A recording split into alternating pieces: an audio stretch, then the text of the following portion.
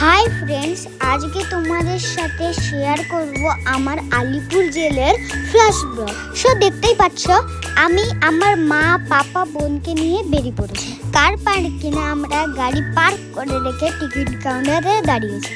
সেখানে camera allowed নেই, তাই ভিডিও তুলতে পারি। আজকে আমার সাথে তোমরাও দেখো না আলিপুর জেলের ভিতর। অবশ্যই এটা এখন মিউজিয়াম হয়ে আছে। তোমরা কারা কারা এখানে গেছো কমেন্টে অবশ্যই আমাকে জানাবে। আর আমার ভিডিও ভালো লাগলে লাইক এন্ড সাবস্ক্রাইব করবে। আমার তো বেশ ভালোই লাগলো জায়গাটা। এরকম থিম আমার ফার্স্ট টাইম দেখা। মাঝে মাঝে তো আমি আমার বোন ভালোই বল, বোনের সে কি কান্না, বাবারে বাবা, কিছুতেই থামতে চাইছিল না। আমি বোনকে চুপ করানোর চেষ্টা করছিলাম, কিন্তু বোন কিছুতেই চুপ ছিল না। এইটা দেখতে পাচ্ছ, এইটা একটা ভিডিওগ্রাফি রুম। এখানে সমস্ত শহীদদের ভিডিও দেখানো হয়। এটা দেখেই আমার বোন খুব ভয় পাচ্ছিল। তখন এরকম ভিডিওগ্রাফি রুম দেখে আমার খুব ভালো লেগেছে। অবশ্য পরে একটু ভয় লাগছিল।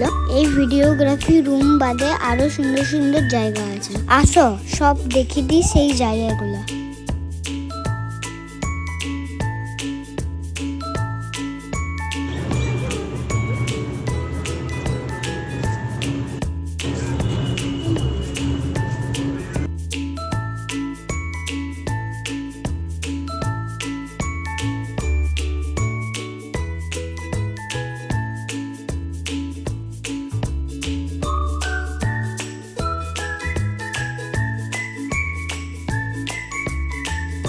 এই যে এইটা দেখতে পাচ্ছ, এইটা হলো ফাঁসি। এখানে সমস্ত শহীদদের ফাঁসি দেওয়ানো হতো। ফাঁসির জায়গাটা দেখে তো আমার গায়ের লোম দাঁড়িয়েছিল।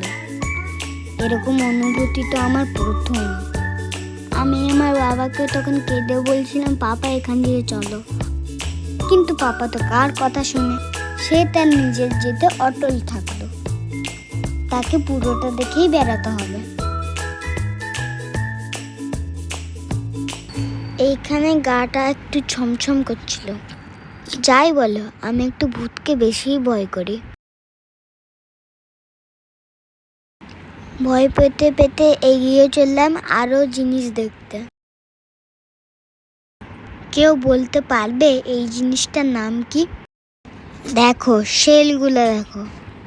এইখানে নাকি বন্দি থাকতো সমস্ত শহীদরা। তার মধ্যে কতজন শহীদের নাম এখানে লেখাও রয়েছে। তার সাথে রয়েছে তাদের মূর্তি। এই দেখো তো, চিনতে পারছো এনাকে? ইনি হলেন ডাক্তার বিধানচন্দ্র রায়।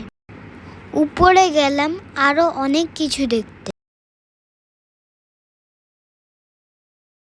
গিয়ে দেখি সুভাষচন্দ্র বসুও রয়েছেন।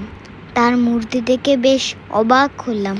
মূর্তি দেখেই বোঝা যাচ্ছে তিনি অনেক সাহসী ছিলেন। এই পাশে রয়েছে চিত্তরঞ্জন দাস। তার মূর্তি অবশ্য নেই। এছাড়া রয়েছে আরো অনেক জনের মূর্তি। ঘুরতে ঘুরতে আরো এগিয়ে চললাম। আরো অনেক কিছু দেখার বাকি আছে। এই যে দেখো, এখানে একটা কোনো অনুষ্ঠান চলছে। তখনকার দিনের বোমগুলো দেখতে পাচ্ছ? আমি তো দেখেই অবাক হয়েছি। এই বইটার ভিতরে নাকি বোমটা লুকানো ছিল।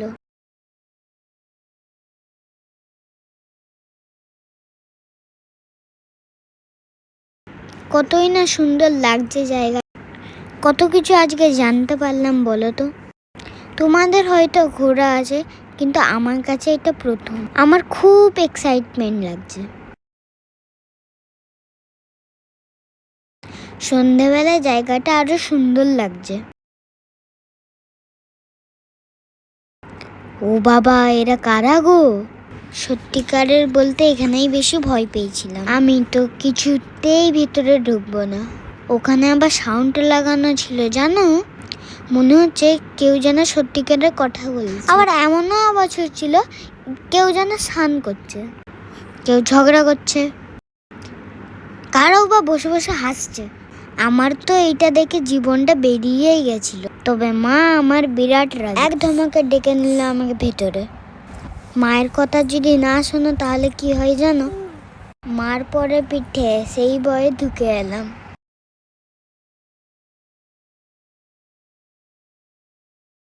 এখানে একটা লাইট শো হয়, অবশ্য সেটা আমরা দেখিনি, তবে দেখলে ভালো হতো। ভেতরে একটা ক্যাফেও রয়েছে। তোমরা কি গেছিলে এই ক্যাফেটায়? আমার ভালো লেগেছিল।